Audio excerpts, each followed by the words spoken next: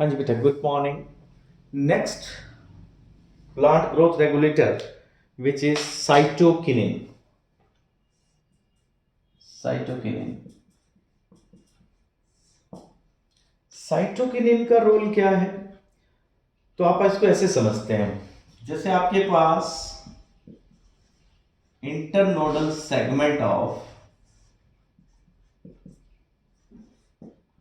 आपने एक प्लांट के तंबाकू प्लांट का इंटरनोडल सेगमेंट ले लिया बेटा। तंबाकू स्टेम इंटरनोड का सेगमेंट है आपके पास। आपने उसके ऊपर ऑक्सिन अप्लाई कर दिया।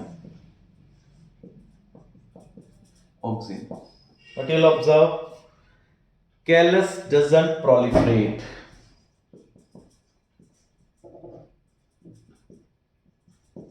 मीन्स सेल डिवीजन नहीं हो रही है। और अगर आपने इस पे auxin plus any of followings कुछ भी इसमें से लिया और डाल दिया, जो अभी मैं बताने जा रहा हूं। फर्स्ट ईस्ट एक्सट्रैक्ट,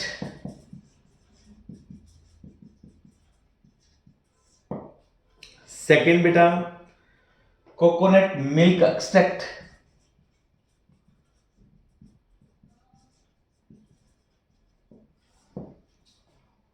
थर्ड बेटा DNA extract,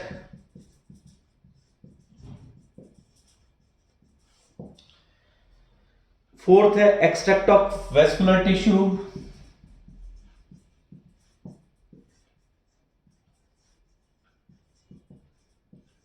what you'll see, auxin with any of them, it results into callus proliferation. Means कोई रीजेंट, कोई एजेंट ऐसा है जो सेल्स को बड़ी तेजी से डिवाइड करवाता है। इनमें अकेला ऑक्सीजन नहीं करवा पा रहा, कुछ एक्टिव सब्सटेंस इसमें ऐसा है जो सेल्स को डिवाइड, प्रोलिफरेशन मतलब डिवीजन। तो जब सेल्स डिवाइड कर रही हैं with oxygen, it means there is something which promotes cell division and that something is cytokinin. तो इट मींस ये ऐसा हार्मोन है जो सेल्स को डिवाइड करवाता है। अब इसकी कुछ इंपॉर्टेंट डिस्कवरीज देख लेते हैं। साइटोकिनिन, हाँ जी, फर्स्ट है बेटा Skoog and Miller.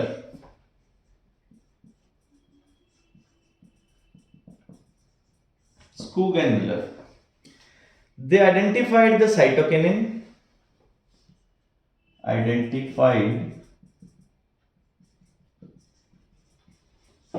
cytokinesis substance, इसको इन्होंने नाम दिया काइनेटिन।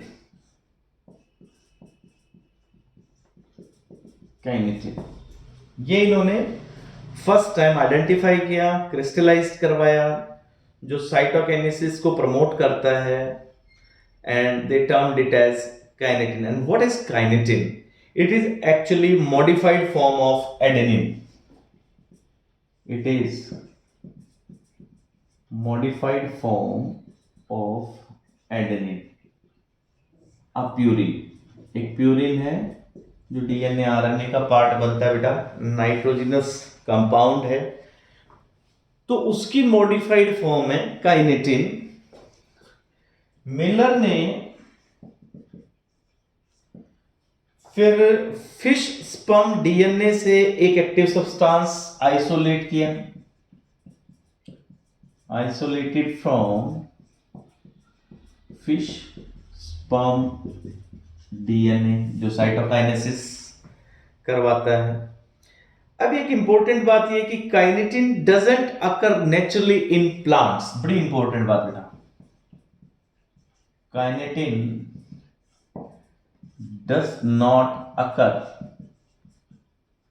Naturally in plant. तो फिर प्लांट्स के पास ऐसा क्या है? काइनेटिन तो उनमें है ही नहीं, और काइनेटिन वो है जो सेल्स को डिवाइड करवाता है। एक्टिव सब्सटेंस है इसमें एडेनिन, मॉडिफाइड फॉर्म है एडेनिन की। तो फिर सर्च किया हमने कि ऐसा क्या नेचुरल सब्सटेंस है जो ग्रोथ करवाता है, तो it was discovered that there is zeatin. ये कहां से आया? From coconut milk, from coconut milk. तो zeatin, it's a natural substance with cytokinin like activity. अब बेटा इनकी सिंथेसिस कहां होती है? साइटोकिनिन, साइटोकाइनेसिस मतलब जो सेल्स को डिवाइड कर रहा है।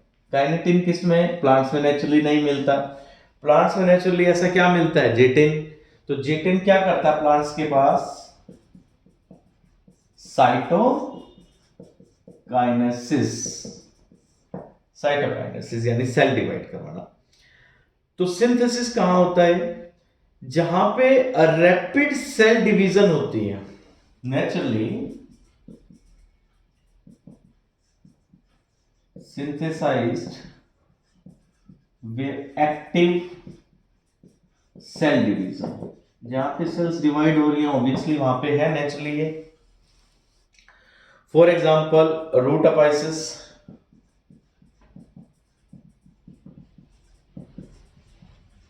डेवलप्ड रूट अपाइसिस, डेवलपिंग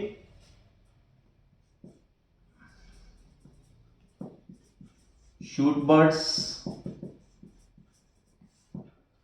ये लोकेशन है बेटा यंग फ्रूट्स में।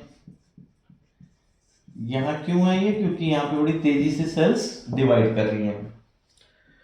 सबसे ज्यादा रूट टिप, रूट टिप्स वो जगह है major site of their formation, major site of their formation,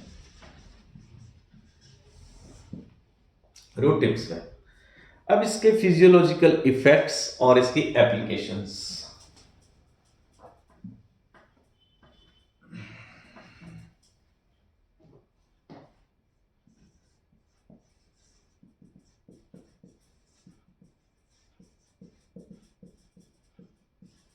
physiological effects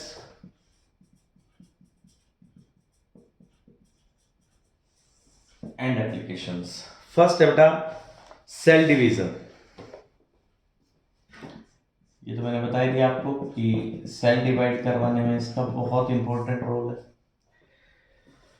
second, overcome apical dominance. ये इंपॉर्टेंट है बेटा। एपिकल डोमिनेंस किसकी वजह से थी? ऑक्सिन की वजह से थी। क्या प्रोसेस था कि लेटरल बर्ड सप्रेस्ड रहेंगे, टिप डिवाइड करते रहेंगे, मतलब टिप जो है वो ग्रो करेगी और लेटरल बर्ड्स जो है वो सप्रेस रहेंगे, स्लो होंगे। तो अगर हमने साइटोकिनिन यूज किया, जैसे नॉर्मल ऑक्सिन क्या करता है? ऑक्सिन इसकी ग्रोथ कराता है एपिकल बर्ड की, और लेटरल बर्ड्स की ग्रोथ को सप्रेस करता है ना। तो अगर आप यहां पे साइटोकिनिन यूज करते हैं तो it will start to grow, little birds grow करना स्टार्ट कर जाएंगे। तो overcome apical dominance with the help of cytokinin. फिर उसके बाद बेटा साइटोकिनिन जो होता है, साइटोकिनिन का एक काम और भी है। साइटोकिनिन न्यूट्रिएंट्स को मोबिलाइज करवाता है, न्यूट्रिएंट्स मोबिलाइजेशन।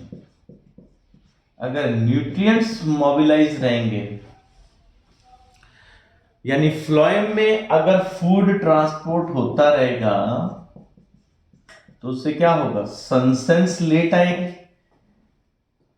लीफ जो है उस पे एजिंग डिले हो जाएगी, तो it will result into delay of leaf सनसेंस।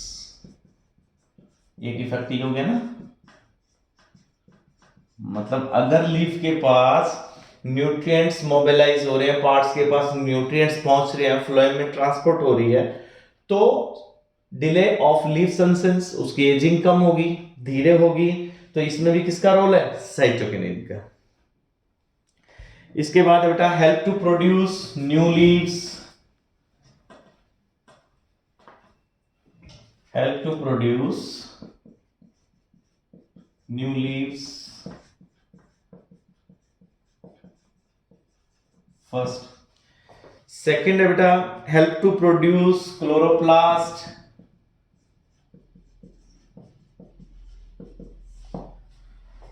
Next है बेटा इंड्यूस ओपनिंग ऑफ स्टोमेटा,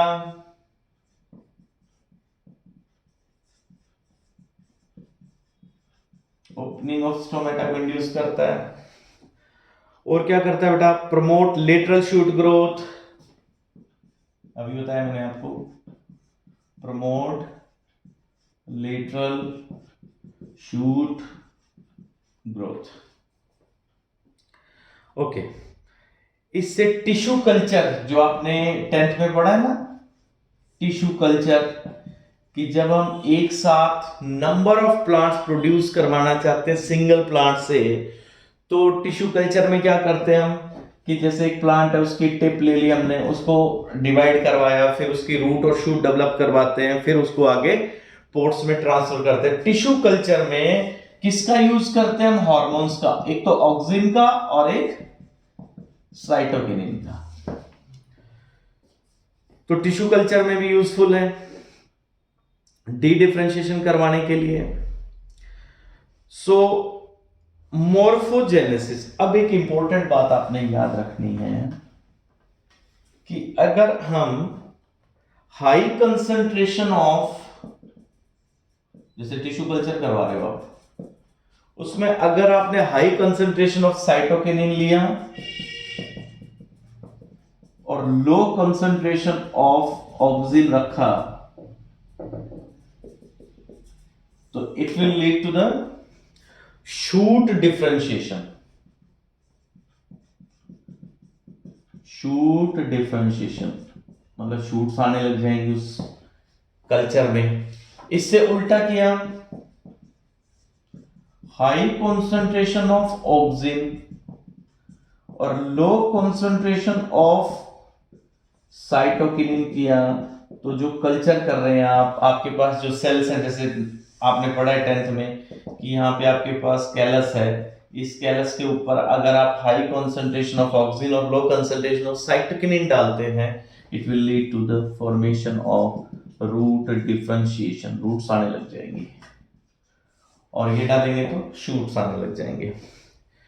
तो ये कंप्लीट हो गया बेटा, हमने साइटोकिनिन तक पढ़ लिया।